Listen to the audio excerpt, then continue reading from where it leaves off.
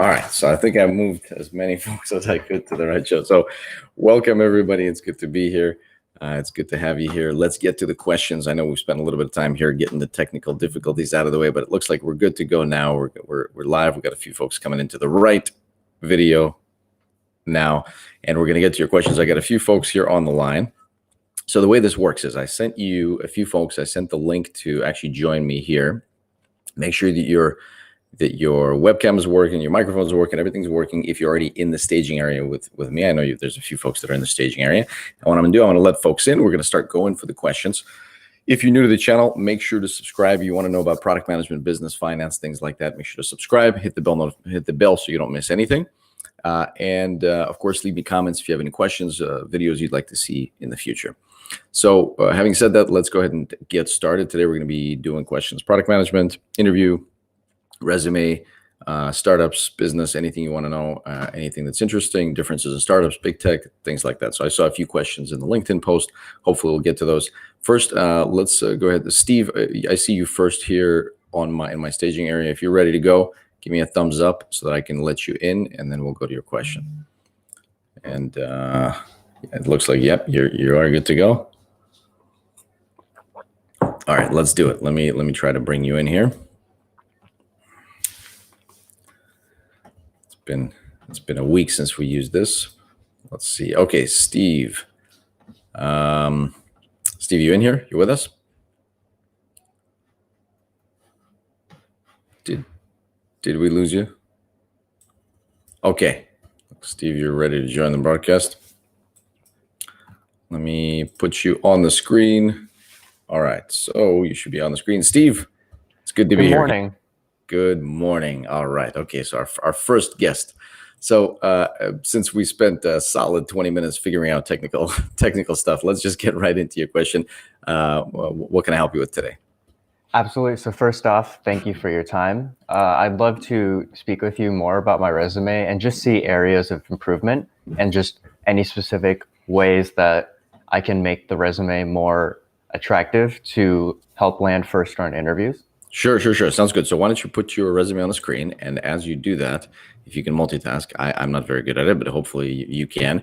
You can tell us just a few words, as brief as possible, about like what your background is and what you're looking to do next. Absolutely, yeah. So I'm an incoming senior at UC Berkeley, and I study computer science and data science. I'm hoping to get into product management, where I can help build products and really leverage my interest in business and technology. Beautiful. All right, that is very concise. That is great. Okay, that's awesome. Congratulations, go Bears. Go Bears. And let's see the resume. So I think you've shared it. So let me put it on the stream here. And what I'm gonna do, I'm gonna get rid of your video, and then we're gonna do like this, and then we're going to take a look at it. Okay. All right, so So I'm assuming you've done like the basic stuff. You've got it on one page.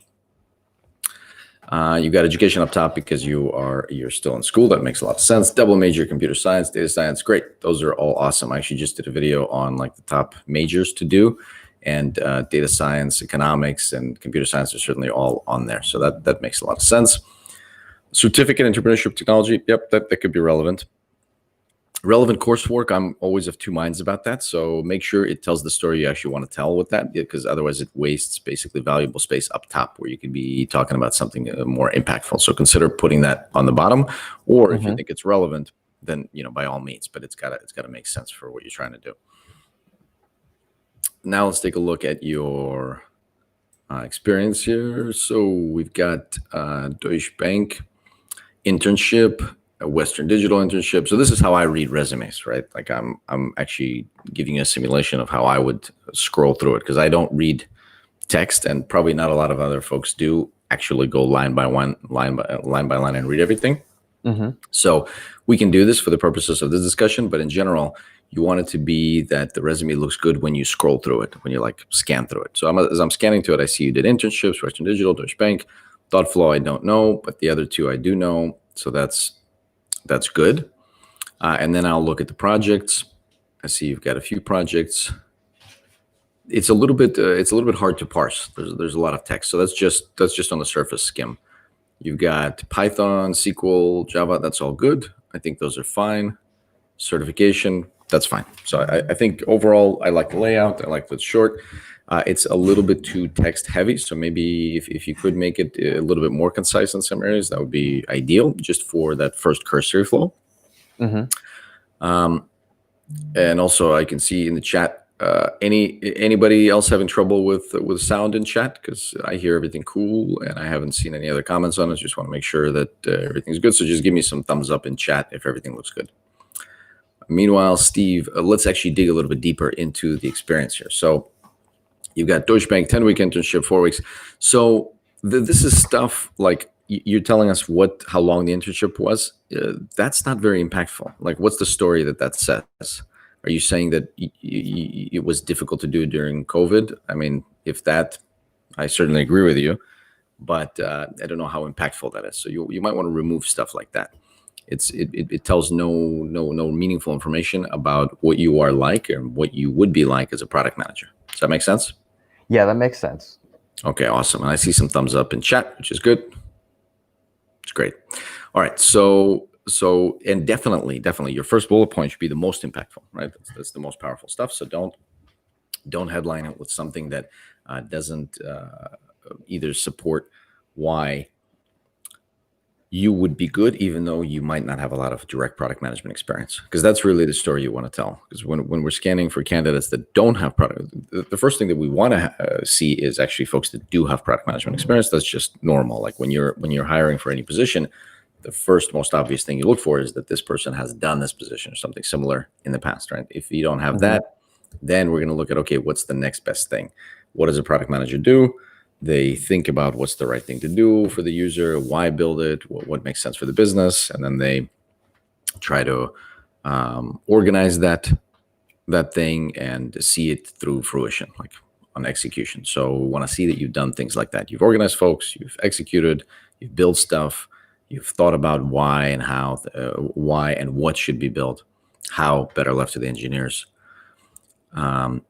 So that's what you want to tell with the story. Now, advise data managing directors through a case study on current services, innovative methods of incorporating. So what you did here is that you advised folks, but we don't know what was the result of this advice. Did something come out of it? We were talking last time about like how to actually demonstrate impact. Sometimes you don't know, okay, what the result is of your actions. So first of all, you want to always try to make sure that you do know the result of your actions. But second, if you can't measure directly, use proxy metrics. So you can say, oh, okay, I've created a report that was viewed by this many people. And then ideally, like as a result, this initiative got started, or even like I've got approval for this from this many stakeholders. Even that, like just as a proxy, sort of an interim metric is already better than nothing. And I see. Right now, you've got you advise them, which is a good start, but I don't know what happened with that after that. Make sense? Yeah, that makes sense. And also, it's 2 lines. Be easy with the double lines. Like ideally, the bullets should be mostly 1 line. Honestly, this is probably nitpicking a little bit, but it just makes it easier to consume, like easier to read the actual resume. So if you do have a 2-line item, make sure there's a reason for it. Like you're telling a story that this is the impactful thing that you did, and this is how you did it. And it's very important to say all these things. You just can't cut it anymore. Machine learning model, that's good. Again, you're dropping your VP communication, which is a good start. But so you're talking with senior stakeholders, but what's the result of it and why are you talking to them? So does this machine learning model predict COVID outlook to better time financial decisions? And if so, by how much? Because you said, look, I did data mining, I did polynomial regression, which it's just a type of regression, but okay. And supervised learning, and then what happened? That sounds pretty exciting. Were you able to predict anything to meaningfully impact anything? Like seriously, can you tell me? Could you repeat that? Yeah. So you created a machine learning model here, right? That predicts COVID outlook for these VPs. Mm-hmm. And it's supposed to, because you said how you did it and you did why you did it, to better time future financial decisions. But what does that mean? What Yeah. financial decisions? So with regard to this ML model, it predicted cases at a county level for all the counties within the 48 or the contiguous US. That's pretty cool. And then what were the decision? What's the decision matrix after that? So on a county level, so it's like go no go, or what's the decision? So at a really high level, this was more so just to talk about the various areas that Deutsche Bank has offices within the United States and things such as reopening. That was a big one with regard to like the Gotcha. offices in New York City, or they have an office in the Raleigh area. And so what is it actually trying to say? Like, should we open? Should we not open in particular offices? Yeah, so that's the big one, Mhm. but it's more so just predicting at a county level for all counties within the contiguous 48, Predicting what? the the future trends of COVID cases.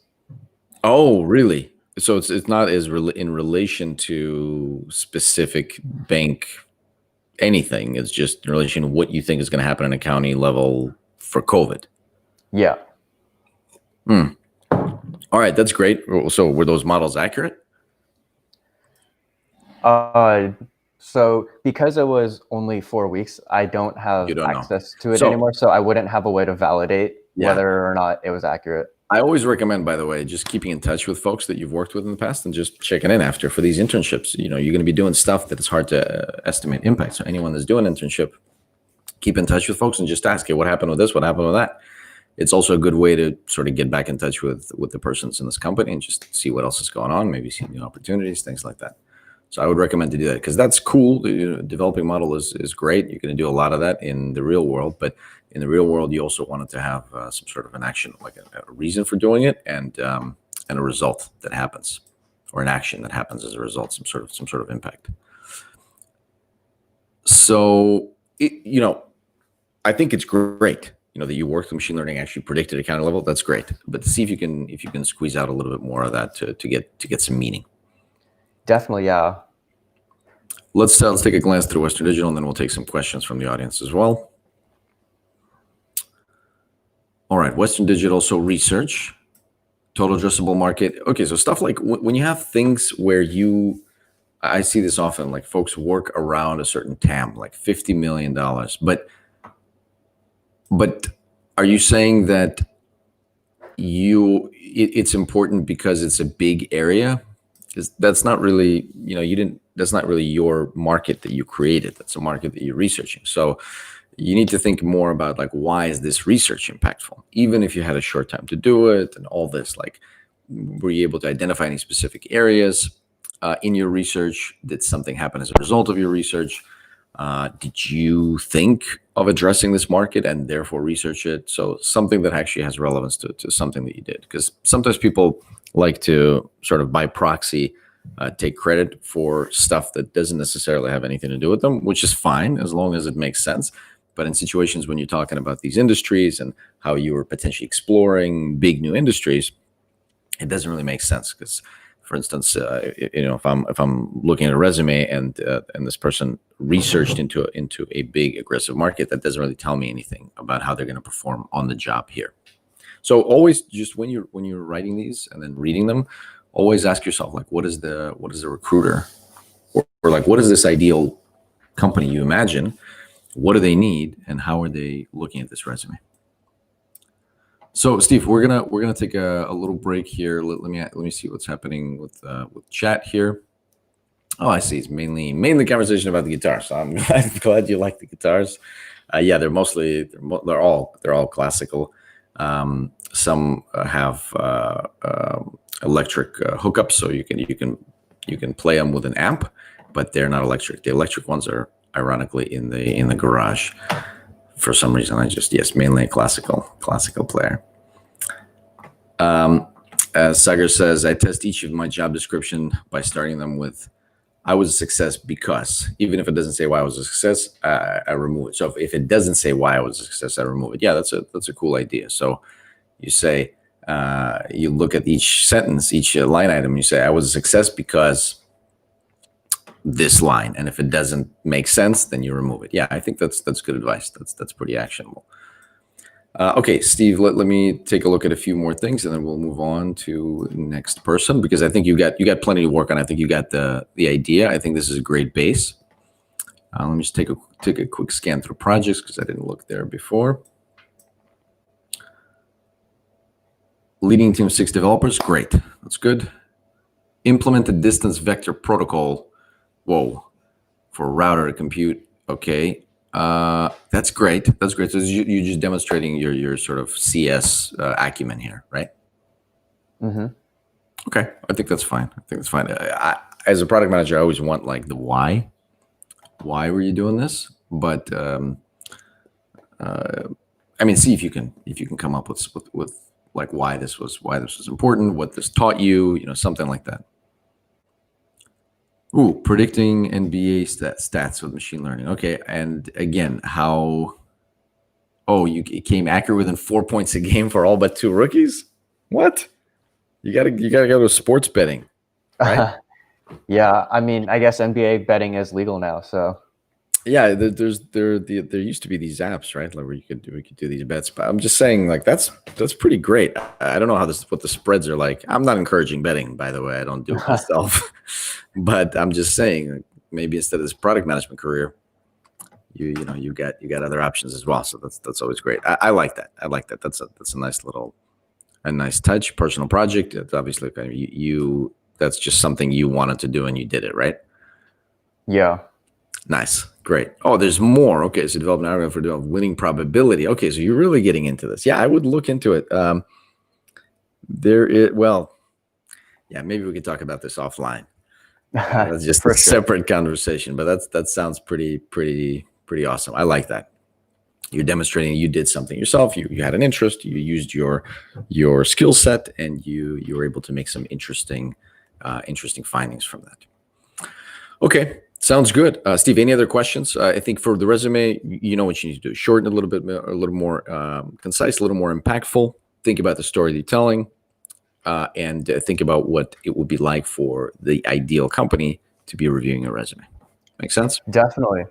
First question. Mm-hmm. So really early on, you mentioned the coursework at the top, the relevant coursework. Whoops. Oh. Sorry, Steve, I cut you off. For a second. Sorry, I wanted to put you on screen. Go ahead.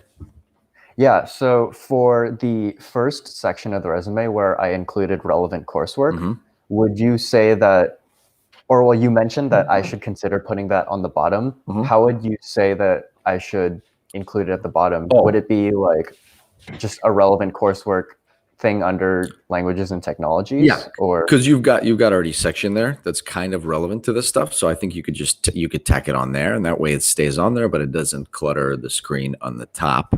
Again, I didn't look through those carefully, so make sure you're not cutting out something that's integral. Usually there's nothing like that, but just take a look and make sure that that's just something you sort of want to have on the resume, but you don't want that to headline. Mm-hmm. Make sense? Yeah, that makes sense. And then another question is, sure. When I shorten the resume by making the bullet points mostly one line and maybe like 2 lines for the more impactful ones, what would you say that I should add a section with the new white space that will exist? And if so, what sections? New white space, you mean just to kind of break it up visually?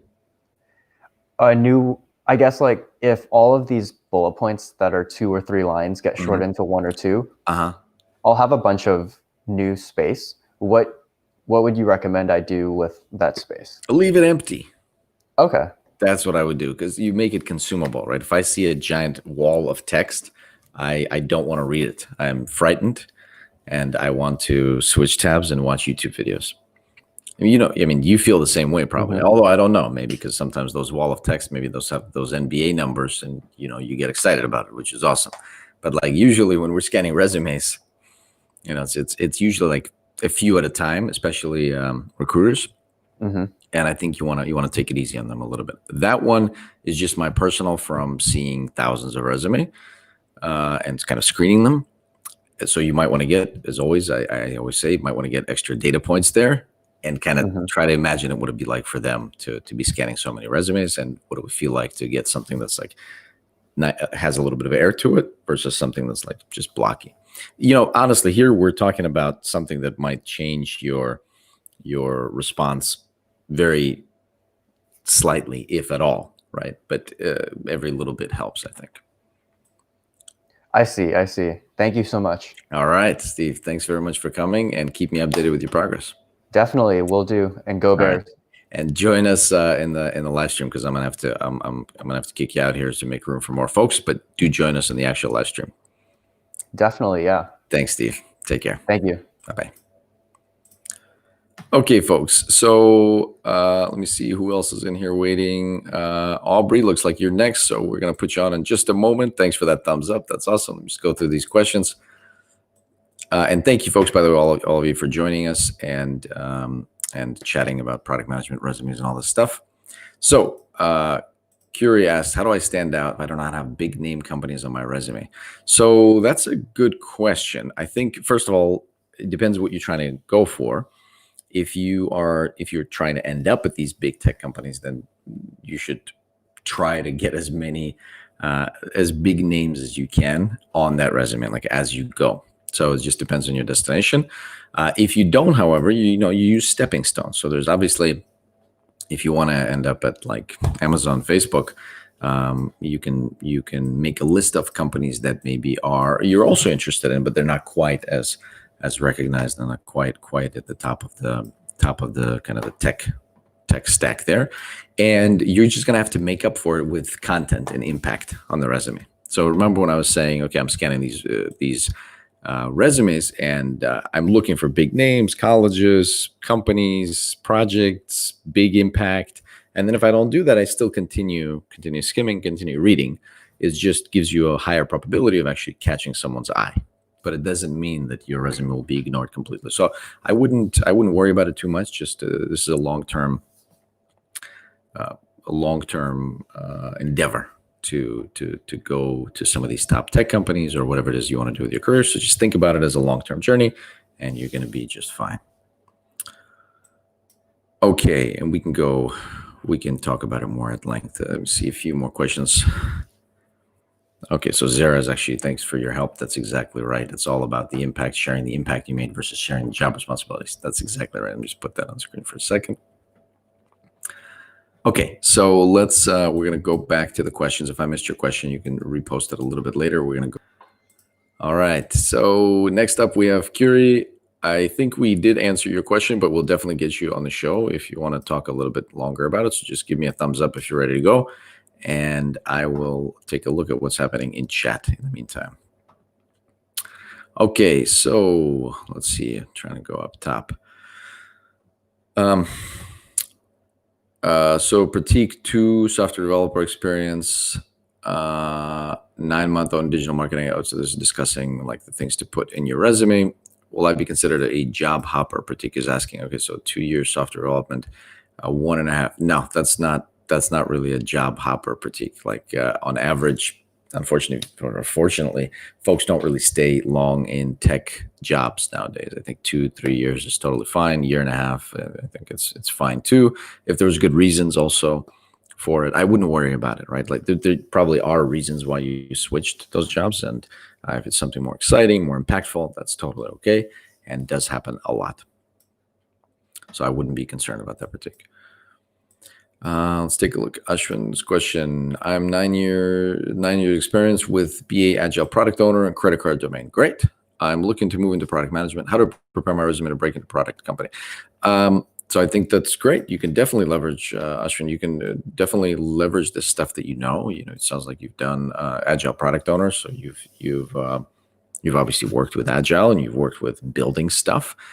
Product owner kind of literally owns the product, sort of makes the requirements and makes decisions. So I think you can definitely leverage that.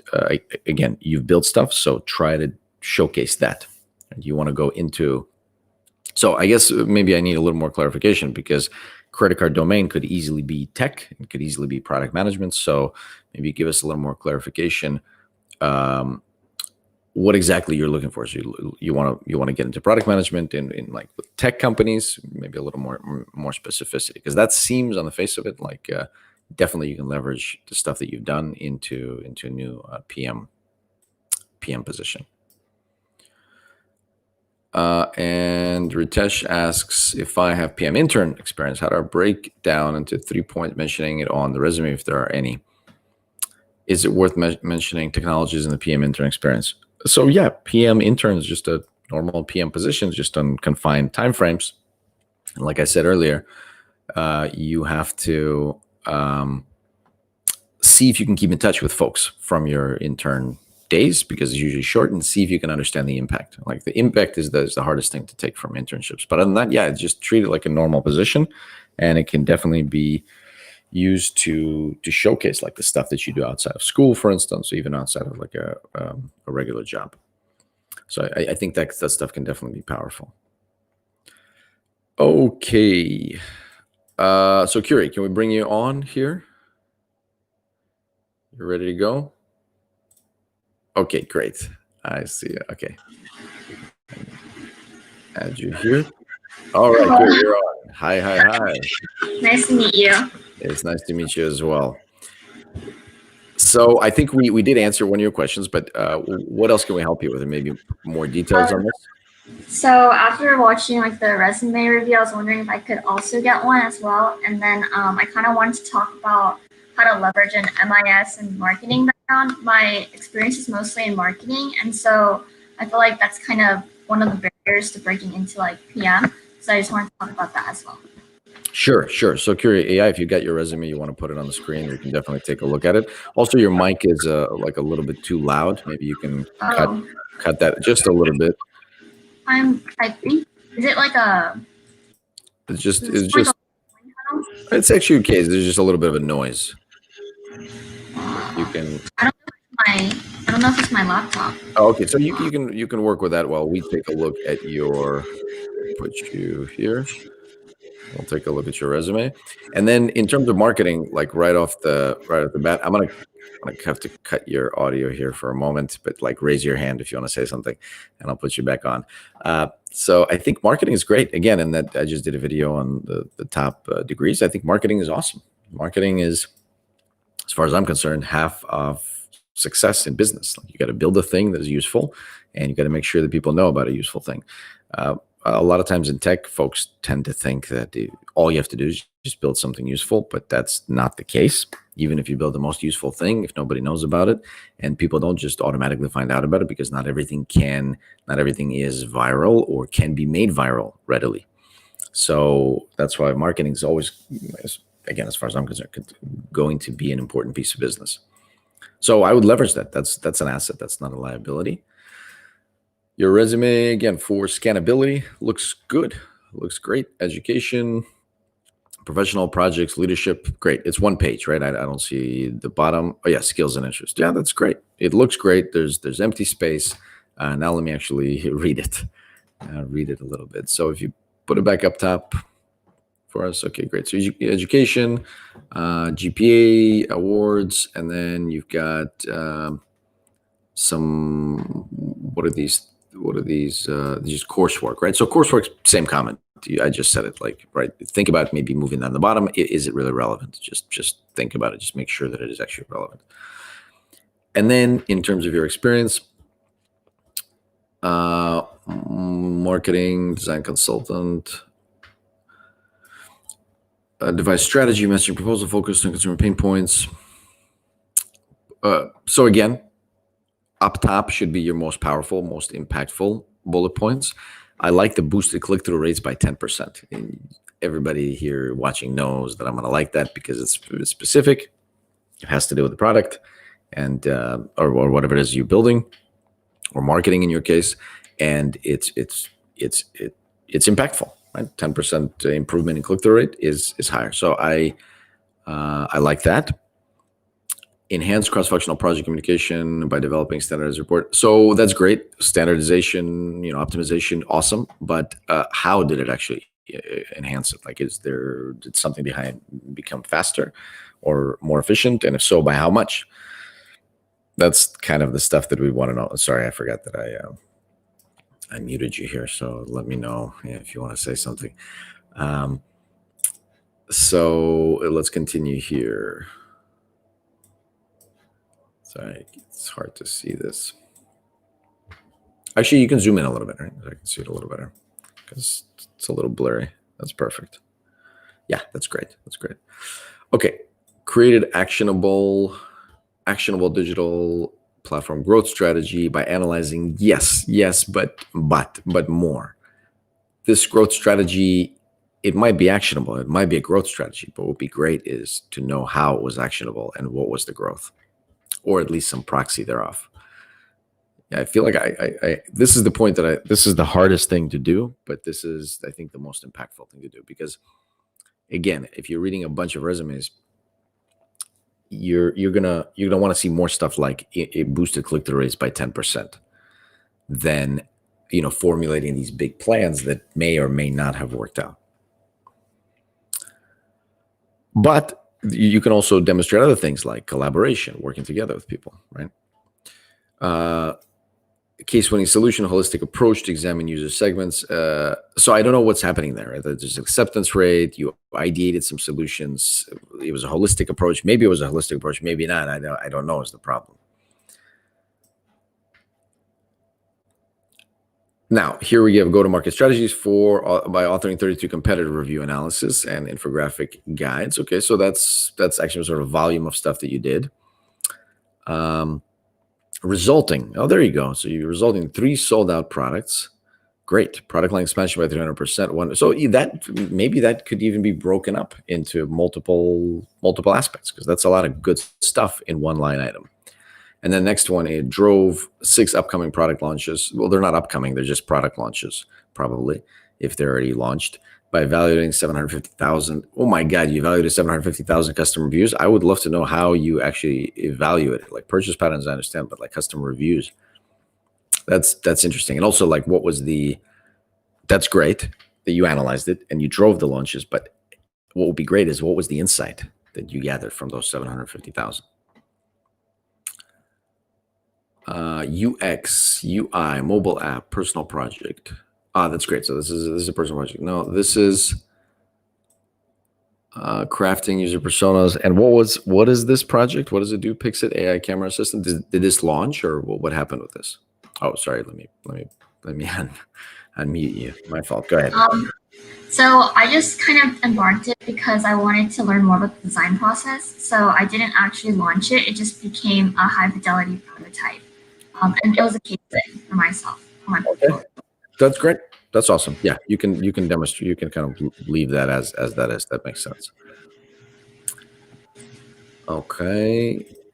Hang on a moment. Yeah, this thing. Maybe zoom in a little more for me, because my screen keeps jumping up and down here. Okay. And then leadership, extracurricular, team lead, guides, student ambassador. Good. Yep. So that stuff is good, right? Like you led this many tours, this many people, organized them, met with them, addressed pain points experienced by guests with admission team. I have to turn my video off.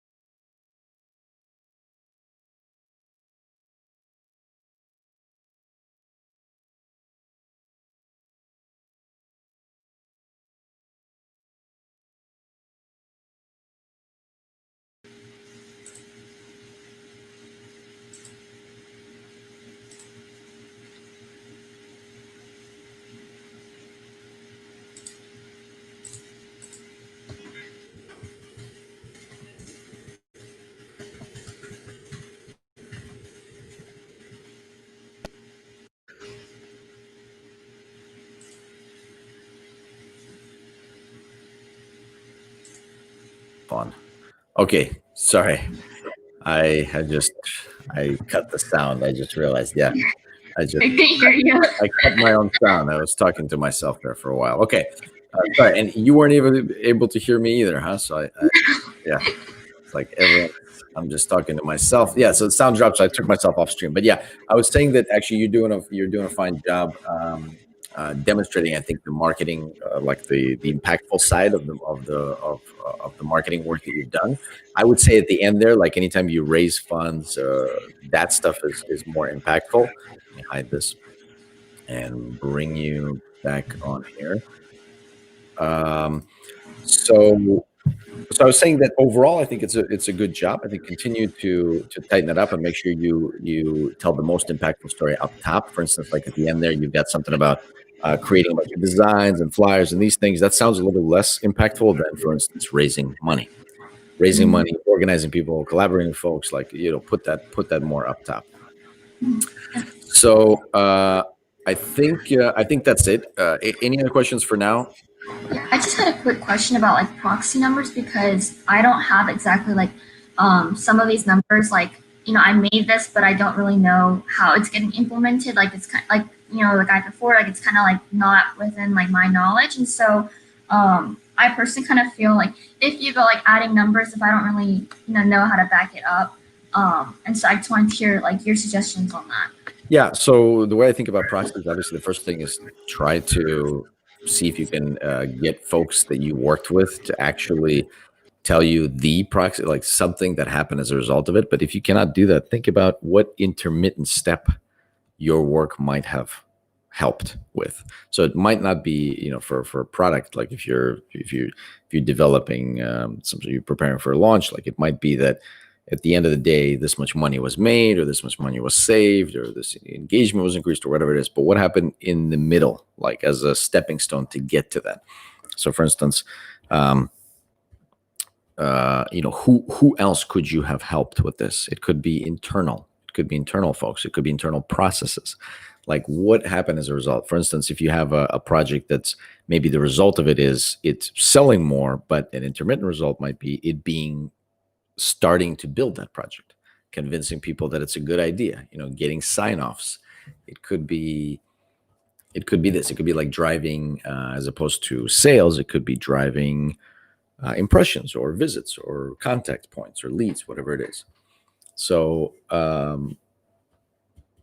so think about it like that. Think about it, what intermittent steps there might have been, and think about who else might have been involved that maybe is not the final kind of end user. Nice. Okay. Awesome. Thank you so much. Of course, Kira. Yeah, keep me updated. Thank you so much. Will do. Take care. All right. So we learned an important lesson. We learned that if I take myself off the stream, then I stop streaming. So I apologize for that. And we lost a few folks, but let me take a few questions. Hopefully, we still have you on here.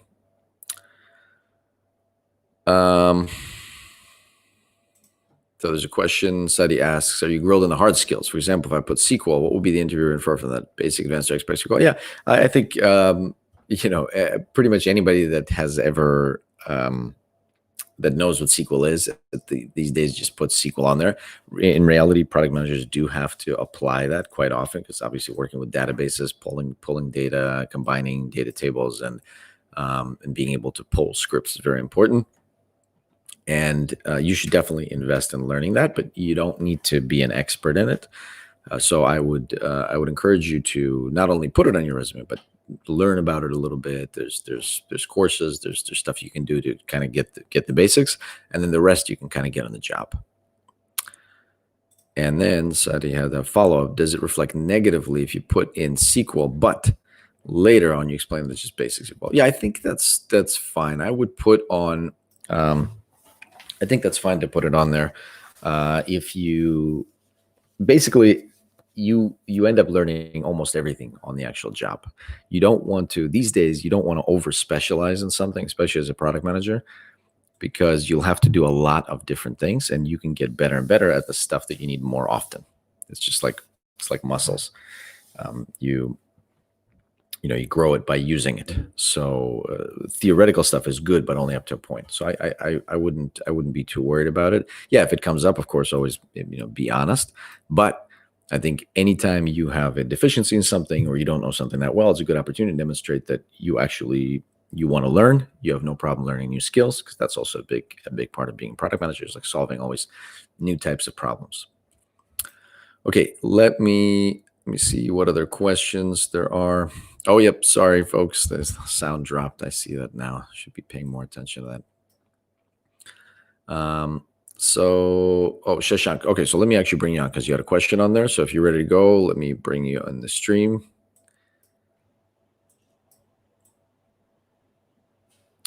Hello.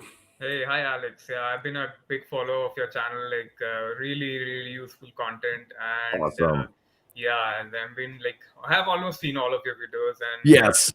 yeah, definitely. It's been great. I like it. Yeah, so I had a couple of questions. So I have a transferable experience in consulting where I executed a lot of PM skills, and currently I just had a PM internship where we built a platform from the ground up and even launched it, and have around 500 users at the moment, and we are Nice. continuing to scale it up. So wanted to understand, are academic projects still relevant for a PM experience, and should I focus more on the PM experience that I've had, and rather than using my space to put more focus on the project? So what is your perspective? Yeah, great question. Congratulations, first of all, having 500 of anything, of people interacting with your product or you. I think it's always awesome. So great job on that. I would keep that going. Again, in our theme of doing everything kind of on a long-term basis, I definitely keep that going. You never know what kind of opportunities could also emerge or what kind of combinations could be made. So definitely keep that going. I like it. I like projects, student projects, personal projects. I think those are great. Like you can demonstrate, first of all, that you have an interest as a product manager to just build stuff and solve problems if you can. So I think it's powerful. I think that, of course, you want to demonstrate the fact that maybe if you're going for traditional like tech product management, yeah, you want to demonstrate the stuff that you've worked with software, you've worked at this company or that company. But I think that, as you're starting out, I think internships, personal projects, startups, or even like side hustles that you do, I think those are all absolutely important. And I personally, when I'm scanning resumes, like I'll pay attention to that. I'll ask about that. I'll find things to talk about. Sometimes even during interviews, these things will come up. Like, hey, what are you excited about? What are you passionate about? What are you working on? And it's the great candidates that are gonna passionately tell me about stuff that they're building or stuff that they're excited about, or even their hobbies or whatever it is. Because you gotta just, I think you gotta just get out there and explore and just hustle basically for stuff that you're excited about, right? And any opportunity you have to actually demonstrate that, I think you should use. And so that's my stance on that. Yeah, I'd go hard. Perfect. And would you be able to review my resume just in a second? Yeah, I think we have a few more minutes. Let me see what questions we have, and Sure. Yeah, I think we can do that. Yeah, if you wanna put it on the screen. Yeah. If you got it, and then zoom in a little bit so that I don't have to be all over the place. Okay, so let me put this here and then right there. All right, that should work. Okay, great. All right, so scroll a little bit down so we can go education. Great. So again, coursework, you've heard me say twice today, so I won't repeat it. Bachelor's, great experience, product lead, new money, stealth mode. Well, if it's stealth mode, why did you say the name? Now everybody knows about new money. Sorry, hold on. For some reason, I'm sorry, Shashank, I cut you off here. I was just meant to cut your video here. Yeah, go ahead. Sorry, what were you saying? Yeah, I was saying that we've been part of a couple of accelerators. So our name is completely outside. So, but the founder actually told me to keep the stealth mode on your wherever you're going and approaching. Got it. Okay. So PRD roadmap, wireframes, prioritize features, building MVP. And did you build the MVP? Yeah, I did that. Yeah, good. I was the product lead. I would say the first engineer on the team, and then also kind of executing the PM skills, I would say. Got it. So that doesn't come across on the resume, right? I don't know if you've actually built the MVP. All I know that you created these things and prioritized features for building the MVP. But what would be great is if you deliver the MVP and then something happened. And then did you say you have 500 users? Yeah, that is for the second one. Where That's the second one. Okay, good. But I don't see it there either, to be honest with you. Yeah, I'll do that. Yeah. So that's the impact that we're talking about. So I like that you did, PRD roadmap. That is all great. But again, as I've said 18 times today, impact. So the impact here could be the MVP was built and then something happened, like you went on to the next phase, you raised capital, or you got some clients, or you got some pre-registrations, or something happened, or maybe you just launched the thing and you were able to move on to the next stage. That's fine too. But again, that doesn't come through. Like you might think that you're putting all the stuff in there, like PRD, roadmap, wireframes. And I've done that stuff so many times for projects where you just do end-to-end everything. And then you want to write down, I did end-to-end everything. Look at all these things. But then at the end, make sure you're actually hitting the thing that you want to hit, which is we built the thing with a big dose of my involvement, and make sure that actually comes through to the reader. Sensor data of predictive analytics, increase in accuracy. Okay, anytime you lead to an increase in accuracy, it begs the question, how much of an increase to accuracy, right? I'll include that. So if you could, again, I know this is stealth mode startup, so whatever you don't share stuff you can't share, but if you can, then definitely do. Highly selective Columbia. So is this the Columbia Launch Accelerator? Yeah, so these were the two accelerators this startup was part of, where we got a lot of mentorship from a lot of business leads, like mentors from Y Combinator. So how do we really go about building a business? Yeah, that's great. That's awesome. So when you get picked for stuff like that, accelerators, programs that are highly selective, don't say that they're highly selective. Tell me how many other people there were there, how many other applicants, or some information so I can actually figure out for myself just how highly selective they were. Because, well, you get it, right? Like you say highly selective, I say that seems suspect. You say 1 out of 100, I say, wow, that's incredible. I agree. Okay, cool. Now, APM conducted qual and quant market research user testing for the CEO. Great. It would be awesome is what you found through that market research, or how just something else about it. Like what was the result of that? Because that's great that you did that. That's important. But what were the learnings? Maybe you can break those down into qualitative and quantitative separately, because they're kind of completely different, really skill sets and methodologies. Collaborate cross-functionally. Great start. But then to uncover, it's generic stuff. Like, you're trying to uncover pain points, customer insights, but get more specific. What did you actually uncover? And break those down. Like that's a great generic line item. And it can be used in an emergency if you have really, really nothing else. But ideally you want to get those generic into more specific things. Led a team, driving content strategy, using agile development lifecycle. That's just agile is fine, I think. And so what was agile about it? Was it like 2-week sprints? Exactly. It was more about weekly sprints and deliverables and getting the content right out on the website. Okay. So saying that you use agile is one thing. Demonstrating how you use agile to actually be more impactful, that's really like the master way to do it. It's tough to do it, but effectively, why do we use agile? Well, so we don't get stuck with long backlogs that we work on for 6 months. Turns out nobody needs the thing that we just worked on. That was sort of the genesis of agile in general versus waterfall. And then now people think that we should just do agile just because, well, there's certain situations where you want to be less agile, more agile. You want to use these agile processes. Sometimes you want to just sort of the concept of it is agile, meaning we respond quickly to changing understanding of customers or requirements. So more specific. Sure. Overall adoption by 20%. Great, but you didn't decrease adoption. First of all, I don't know adoption of what. Is like user adoption of the product. Well, what does that actually mean? Does that mean they're like deeply engaged? Does that mean they're purchasing? I don't know what that means. You see, so I like that you bolded it, and it is a strong metric. But as it is right now, I don't know what you're increasing adoption of. I don't know why that's strong. More importantly, I know you didn't do it by defining OKRs and negotiating strategic partnerships. That's not how things are done. Something happened after you defined OKRs and negotiated strategic partnerships. Some action led to the increase of adoption rate. Think about what that is. I know it's tough, but that's exactly what you have to do. Okay, I think we have to stop here for now, but I think let me put you back on here. I think you've got plenty to work on. And I think I know what you need to do. I think you know what you need to do in order to get a little bit more specific for a next iteration. You with us, Shashank? Did we lose you? Yeah, that's been great. Perfect. Thank you, Alex. Okay.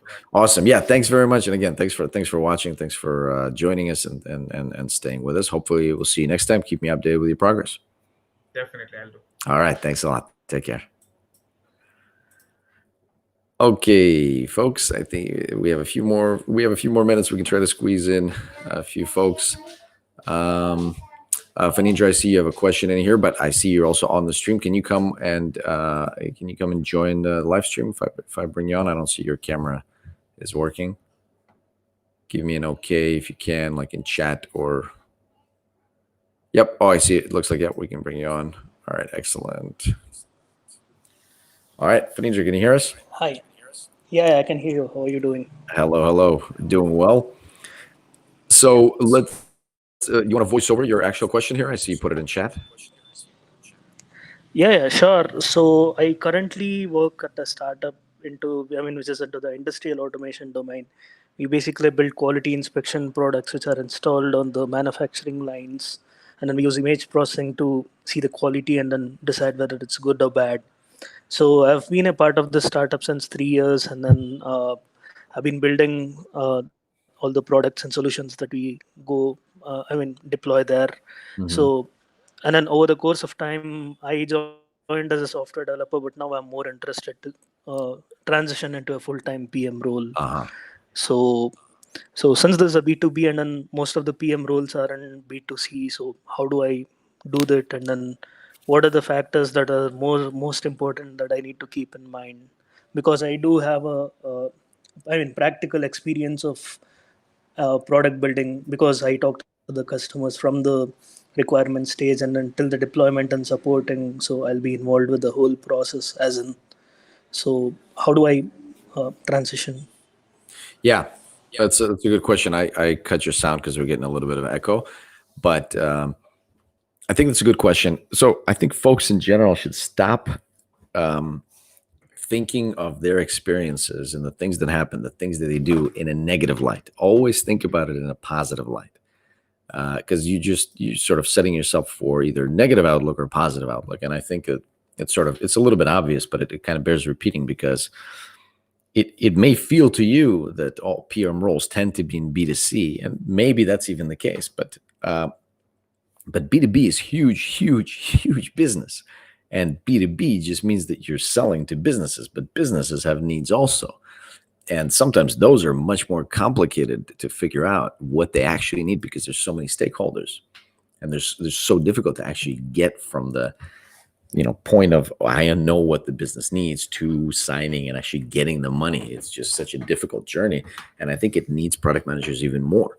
I mean, think about cloud, the entire cloud business. Do you think that that's a gigantic business, the big business for all the tech companies, and that desperately needs PMs because it's so convoluted, complicated. And so again, this is a great example of, we had these conversations. I have a marketing background. How can I do it? Well, just leverage the marketing background. You have B2B, but everybody's B2C. No, they're not. Leverage your B2B. You're awesome in B2B. Look, this startup that you described, it sounds super complicated, but I can already kind of understand the value just by you saying one sentence. I think that's great. Just like, hey, we look at this and we can kind of make determinations based on what we gather from the imaging.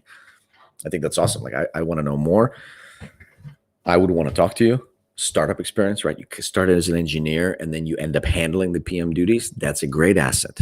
And so you just have to figure out a way to frame that and get that across. Effectively, what you said to me makes me want to talk to you about product management.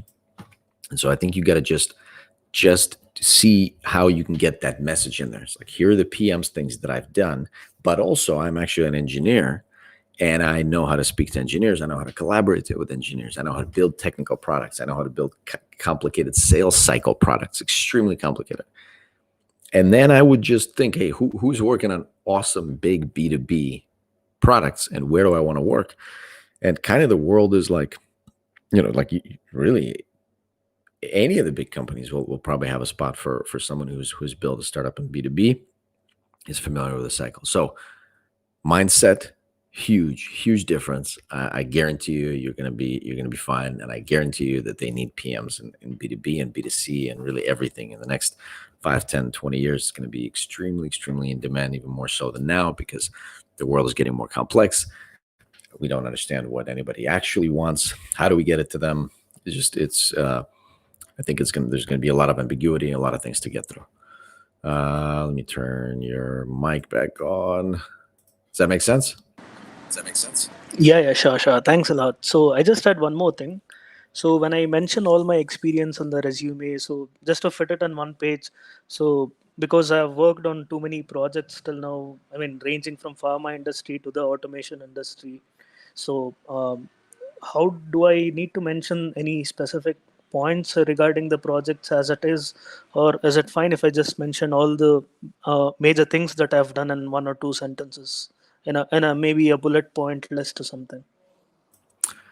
So I would say that you want to, again, start from what you're trying to accomplish, where you're trying to go, where you're applying, what do they value. And I think that you could certainly demonstrate the skills, but as always, I'd want you to demonstrate impact. I would still keep the resume one page, right? Just because you've done a lot of technical stuff doesn't mean that you should have a giant, complicated resume. As a PM, you've got to distill that down. What's the most impactful thing? Were you able to bring these group of people together and actually get them to release something? Were you able to grow the user base or the paying users or the fidelity or the accuracy or just the effectiveness of the product? Like, what was the thing? What were the things, the impactful things that you actually did? So what were the results and how did you accomplish them? If you find yourself getting into the technical details on the resume, that's probably not the right way to go. It's sort of like high level.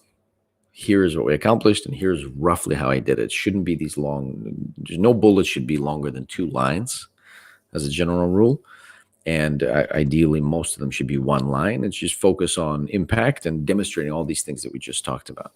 And if you want, so start out thinking about who are these companies? What's the subset of companies that you want to work at?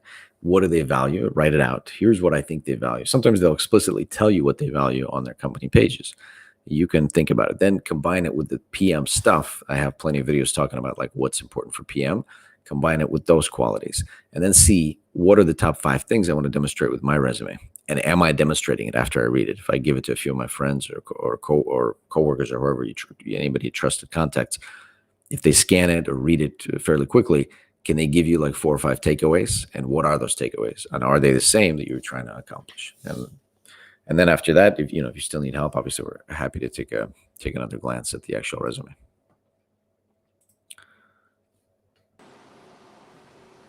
So I've also enrolled to this course from Duke University, Duke CE. I guess it's more common there in the United States. So it's a product management certification program. So I mean, during the course, I've also done some industry projects. I mean, with regard to the user research or market research. I mean, and then building a prototype, MVP, uh, and then those things. So I'll be right now going into the product analytics side also. So is it fine if I just mention one, I mean, single line, say like creating a prototype or creating a wireframe or market research for this particular domain, or is that enough, or should I elaborate on the same things? Yeah, I would say you definitely do want to mention those things, but just like we talked about during all these sessions, it's like, why was this done? So I think it's great. Market research, MVPs. Again, for MVPs, it might be just delivering the MVP, might be the impact. But for other things, for market research, or for things like why are you doing this and what happened as a result, definitely list it. But all the stuff that you're talking about, all the courses and all the initiatives, I would list that. Yeah. And then if it's too much, you can start to cut out the stuff that's like the least impactful. But yeah, I think a well-rounded, show that you have interest in a lot of things. You do a lot of different type of things. You do coursework, you do building stuff, you engineering and startups, like that. Yeah, sure. But the problem is that I just have an experience in a software side, at least on the paper. So it's just that practically I could tell the interviewers that I do have done this, because it won't be anywhere on the paper since it's a startup and then we got to do everything. So is it fine with that? And then can I transition successfully into at least a APM role to start with? Of course, you can. And startup, it's expected that everybody will wear a lot of hats and will do a lot of stuff. And so you can, even if you didn't officially hold the title in a startup, like if you're one of the founders or if you're one of the early people, you're going to do a lot of different things. So as long as you note down what you did, and that stuff is product management. I don't want to say duties and responsibilities, because it's not about demonstrating duties and responsibilities, demonstrating the impact and the result of that stuff. But yes, you can definitely do that. You should do that.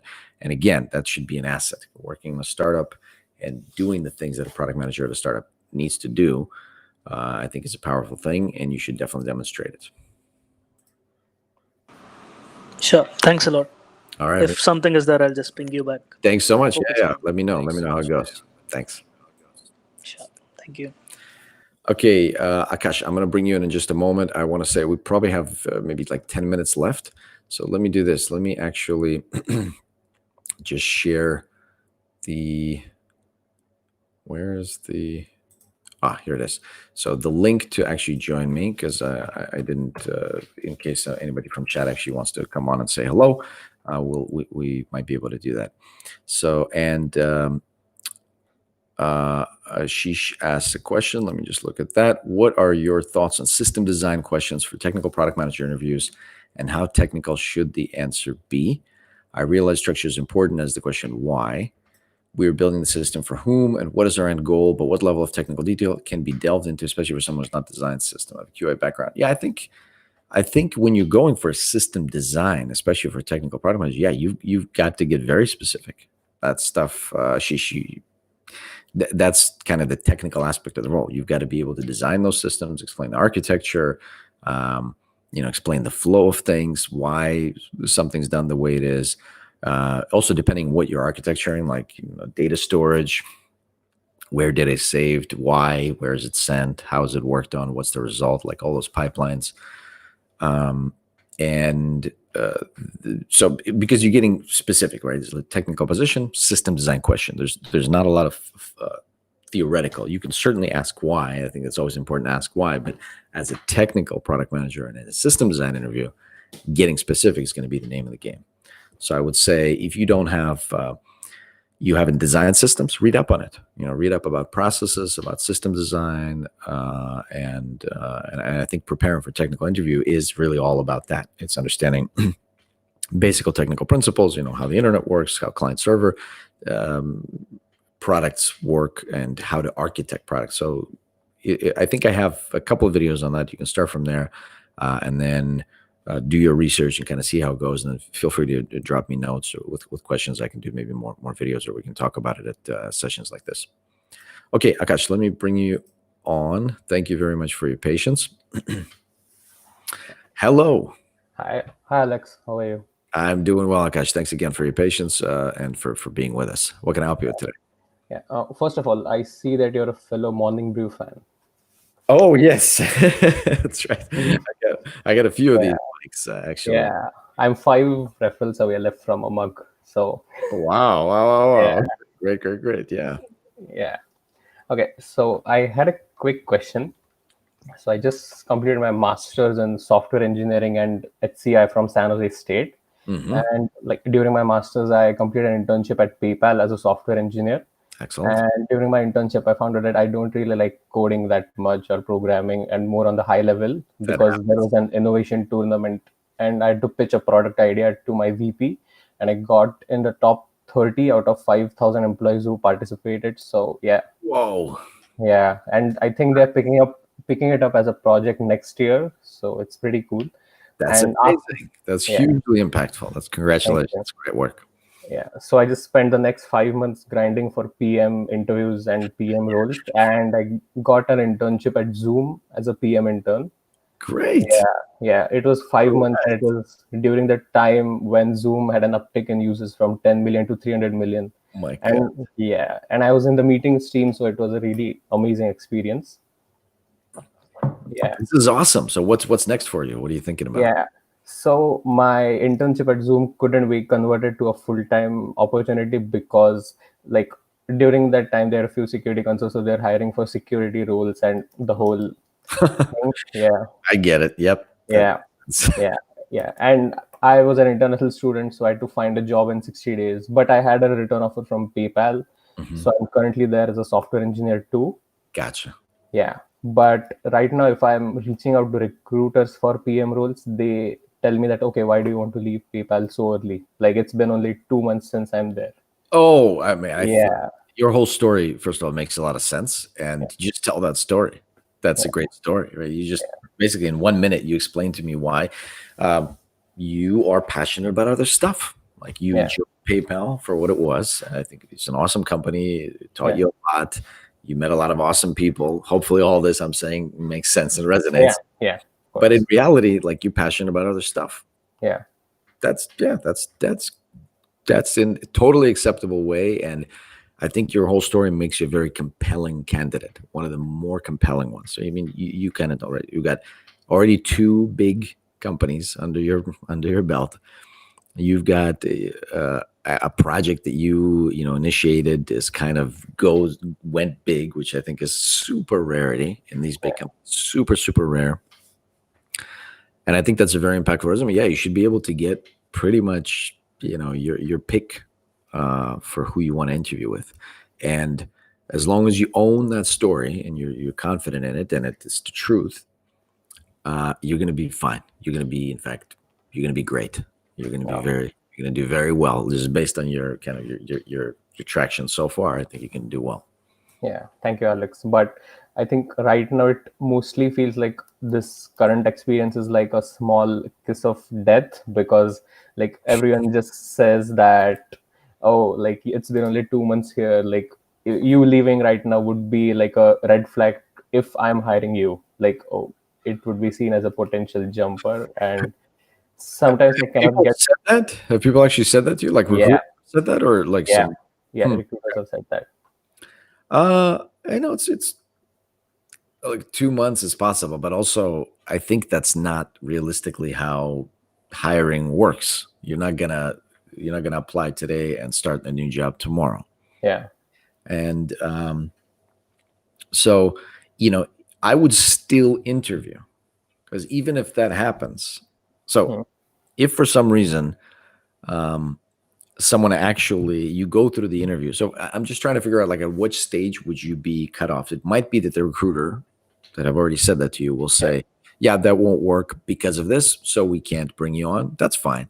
But then the folks that do bring you on for a phone interview and then an on-site or whatever, Zoom interview now, they won't, it is what it is. Like, you're already talking to them. Yeah. So I think the bigger question is for you, like, is it okay for you? You won't have 2 months, but it'll be like 4 months or 5 months. Because by the time you go through the cycle, you apply to a bunch of companies, you get interviews, you talk about the offer, when do you start? You can push that off. So by the time everything's said and done, you could probably get it to 4, 5, 6 months. Yeah. And that would be, I think, great. Some people look for work for a lot longer than that to find positions that they actually want. Folks sometimes take, it takes many, many, many months. And so by the time everything's said and done, if it's 6 months, I think that looks absolutely fine on the resume. And also, again, the story makes sense. By the way, don't also forget that PayPal also have product manager positions. So you should. I was thinking about that. Go for it simultaneously. Do this. Set up some meetings with folks in the company, which have transitioned from software engineering, and just talk. Hey, like, here's the situation. Like the company, I'd love to. Like, if you really do want to stay at the company, I think it's an awesome company. Yeah. So Already done that. Yeah, I think PayPal is a cool company. Right? I'm really happy to be here, but somewhere the role, I don't feel satisfied. Yeah, and again, that's totally fine. And I hear this story often. Like switch from engineering to product management. Again, very Yeah. powerful because you know how engineering works. You have benefit of working engineering teams. So it's great. So do simultaneously. See if you can switch because you can do like these. Basically these career what are they called, rotations, PM rotations. You Yeah. can do, so you can start initiating that. There's nothing wrong with that, and do simultaneously. Yeah, definitely.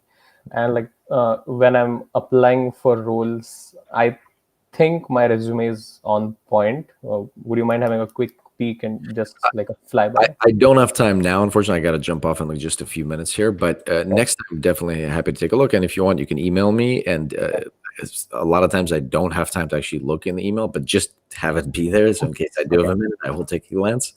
And then, come by next time, next meeting, and then we'll definitely talk about it. Definitely. All right. But I think, yeah, I look forward to hearing like where you go next. Yeah. Thank you, Alex. All right, Akash. Thanks for hanging out. Appreciate it. Bye-bye.